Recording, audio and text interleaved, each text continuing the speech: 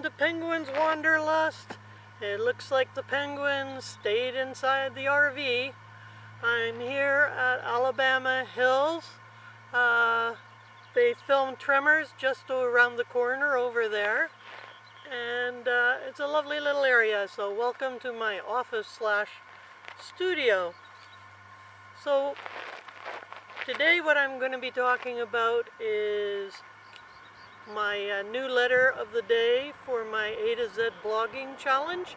I'm covering self-discovery, and this episode will be Q for quiet, find your voice.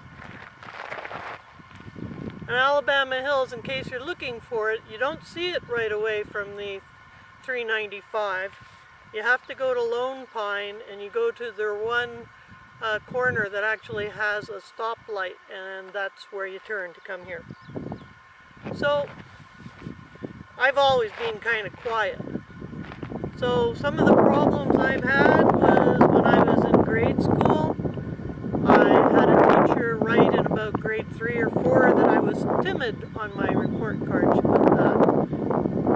And it was true. I didn't like to be out in the front, in the forefront where everybody was.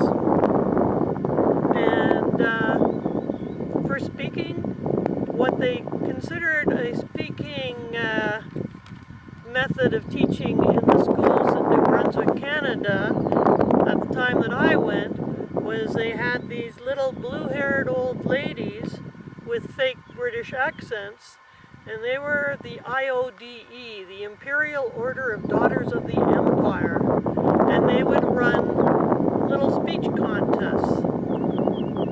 And the speech contest, basically your teacher would say, okay, well, write something up on a card and then, say it. But we never really got any instruction on exactly how to give a speech. You were either good at it or you were like me and not good at it. In French class in junior high, we had to recite memorized French dialogues in front of the class.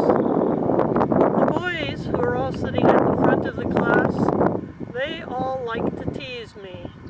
And they would whisper taunts. The teacher would be at the back of the class, totally missing what they were doing. And my face would get red, my cheeks would get red, and then my chin would start to wobble because that was a prelude before commencing to cry. I continued trying to learn French, although it wasn't easy for me. In university, I took French because I had always wanted to live in Quebec City, in the province of Quebec in Canada. And if you've never been there, it is a spectacularly beautiful city. It is old. It has a walled lower town, an upper town. It has the Frontenac Hotel. And it has Plains of Abraham. Plains of yeah, I think. Anyway, it's a beautiful place. It's on the river, the St. Lawrence River. Been a while since I was back east. I should go again. But I always wanted to live in Quebec City. So it was completely French, so you had to learn French to go. So I was taking French, not doing spectacularly well, and I got a French tutor to help me. Well, this French tutor, he told me that I spoke in a monotone. Yay! Yay me!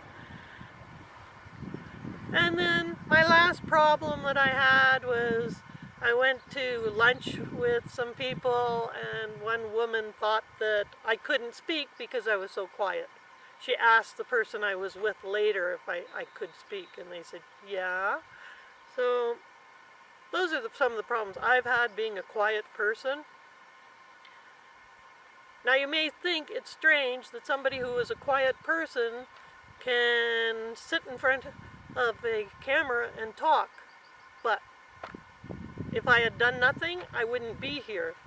So the solution for me, which may or may not work for other people, is I took singing lessons, private singing lessons, and they helped. They helped with the confidence, they helped with the learning to project my voice so I could be heard.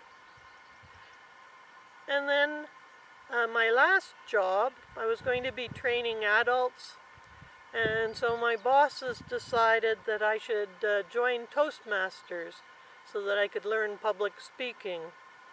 And so I started with Toastmasters thinking I would never join something like that on my own because I thought it sounded way too boring. But as it happens, Toastmasters is a very supportive group of individuals, quite a few of whom have had difficulty in speaking in public. And they don't just teach you public speaking, they teach you to communicate. So I've been in for 3 years, and I found that I can interact one-on-one much easier before, especially in stressful situations, like if you're calling about incorrect bill or something. Instead of blowing up, I now have a few tools that I can use to stay calm, stay focused, stay on the topic, and that's mostly because of Toastmasters.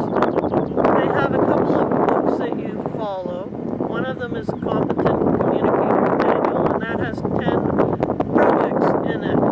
And you work your way through and build a basic competency in public speaking. And then, but that's only part of the meeting. There's another part of the meeting which tries to make everybody a participant that's at the meeting.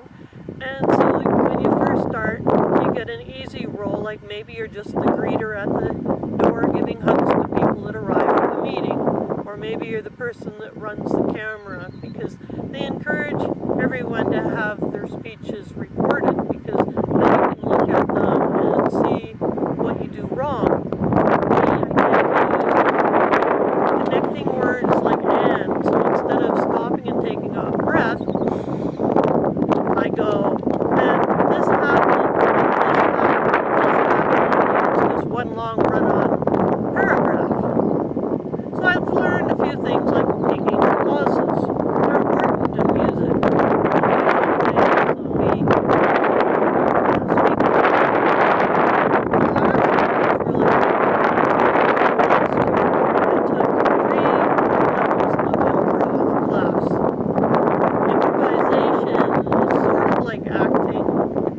It's not scripted.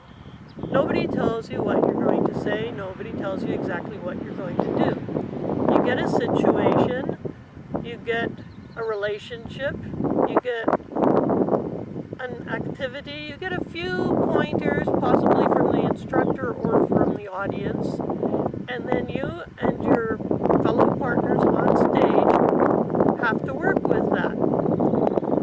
But improv is really, really good for building your self-confidence, because if you fail, and you almost certainly will, then it's funny. But you don't try and make stuff funny, because things that are humorous will turn up that way. And that is a very, very supportive community, and a lot of fun. And the first class that I went to, I felt really awkward, but everybody felt awkward. And then, as everybody becomes goofier, you become goofier. And then you don't care. And then it's okay. And you learn more skills and tools, and it's fine. So, for those of you who are quiet, don't accept your shortcomings as a final result. There are things we can all do to improve our comfort and our ability. So keep strong. You can manage it.